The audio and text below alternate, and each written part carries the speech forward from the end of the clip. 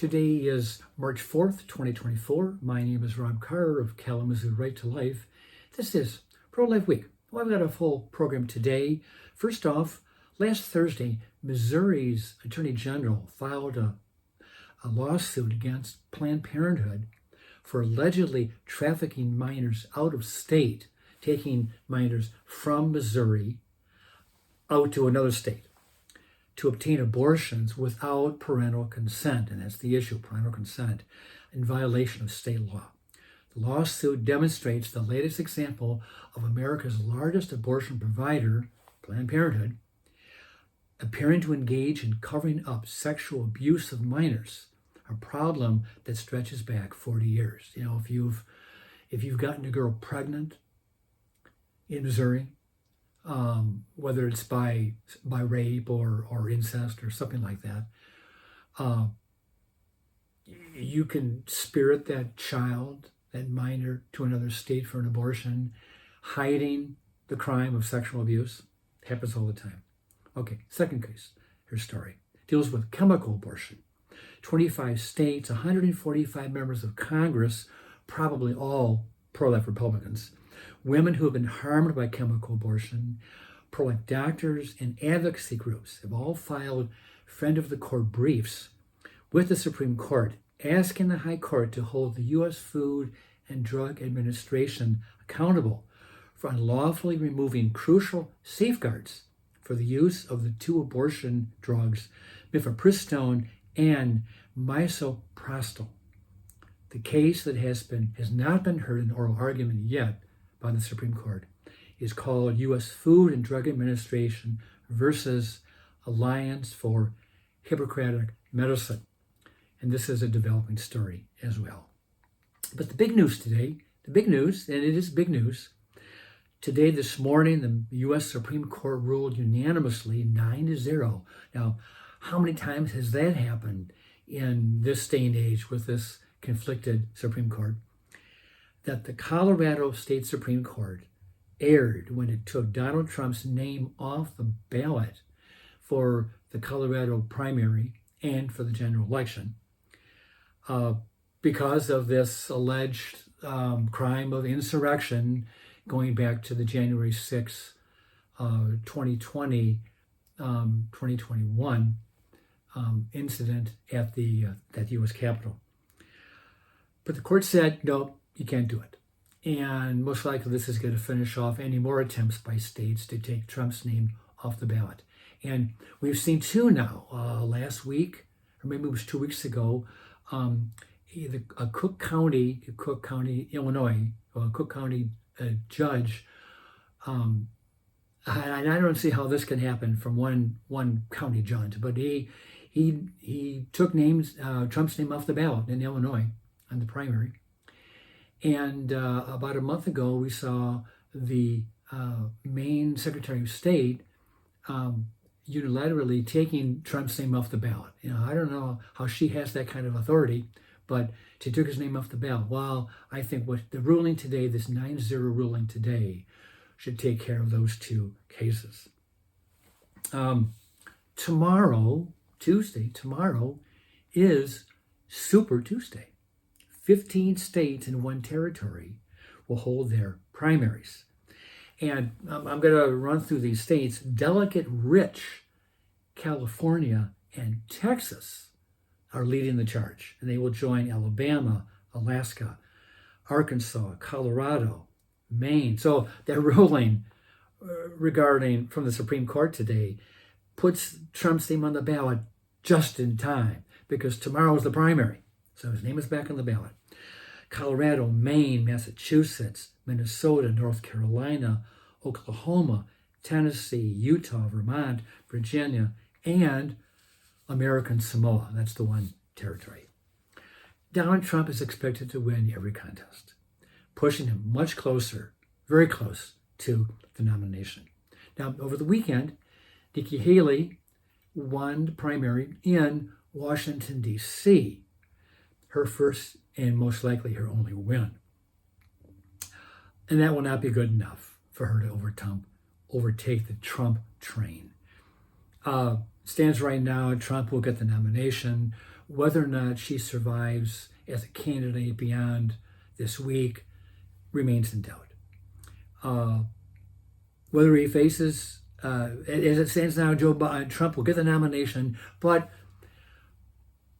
will Joe Biden get the nomination? And that question, I think, is still in doubt.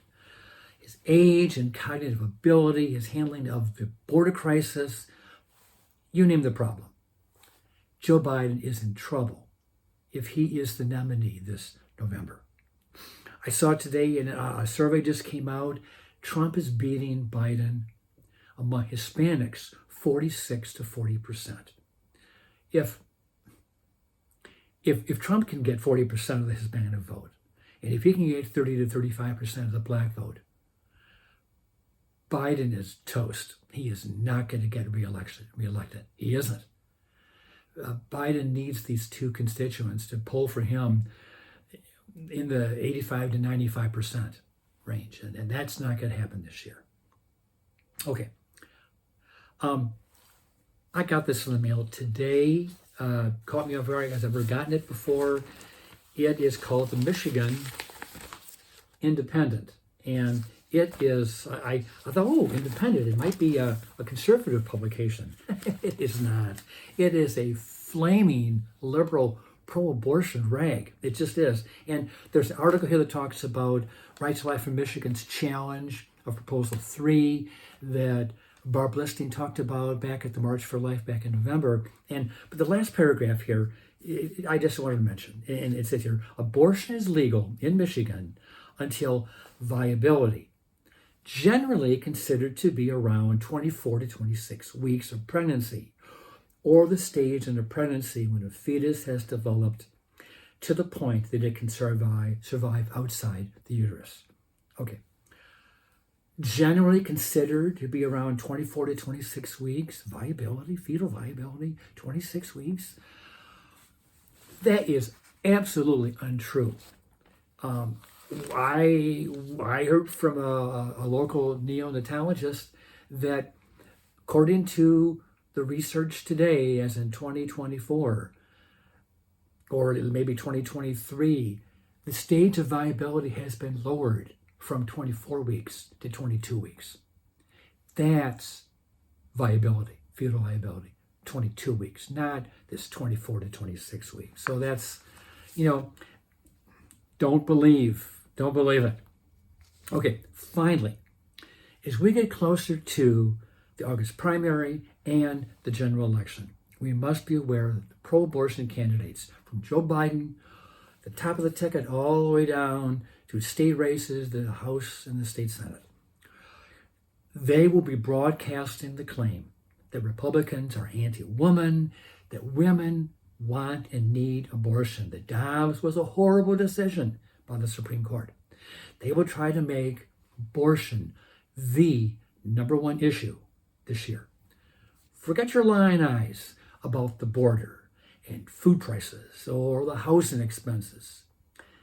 It's to the Democrats, it's all about protecting abortion rights. So how do we in the pro-life community face this challenge head on? We cannot back away or go weak when the issue comes up, and it will come up. So our candidates need to be prepared to give straight answers. We can present a unified, winning message. And here we have some stats. 71% of Michiganders believe that we are on the wrong track as Americans. And only 4% of voters believe that abortion is the top issue. And that may be Michigan's voters. 4% believe abortion is the top issue. And an additional 3% believe that abortion is the second most important issue. So even if you added them together, you've got 7% think abortion is the top tier, top one or two key issues. Most Americans really believe that the border crisis is the number one issue. And every poll supports that conclusion. Okay. When the Reproductive Health Act passed last month, it runs counter to what voters in Michigan belief. 95% of voters in Michigan support clinic, health, and safety regulations. And Democrats got rid of that all last month in the Reproductive Health Act. The Reproductive Health Act legalized partial birth abortion, something that had been prohibited in the past. And as we all know, partial birth abortion goes way beyond the issue of fetal viability. Okay. 70% of voters support parental consent. Informed consent is supported by 72% of voters. And we can also call it that informed consent, it could be called a woman's right to know.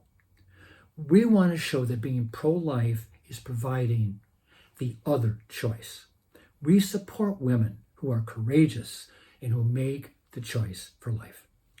Pregnancy care centers provide that other choice and give women tangible, ongoing support. And here's a key point. For choice to truly exist, women must have every opportunity to choose life. There are 100 pregnancy care centers in Michigan. And we need to pass legislation that supports women with unexpected pregnancies, because these clinics help and support these women. For their part, Democrats support abortion beyond viability. They do, beyond viability. They offer no answer, and they support and they offer no support beyond providing abortion. They want to strip parental consent from Michigan's law. So, who stands for families? Do you think Democrats stand for families? They do not. The pro-life family and the pro-life community stands for families and children and babies and minors. With that, I'll let you go, and I'll see you next time.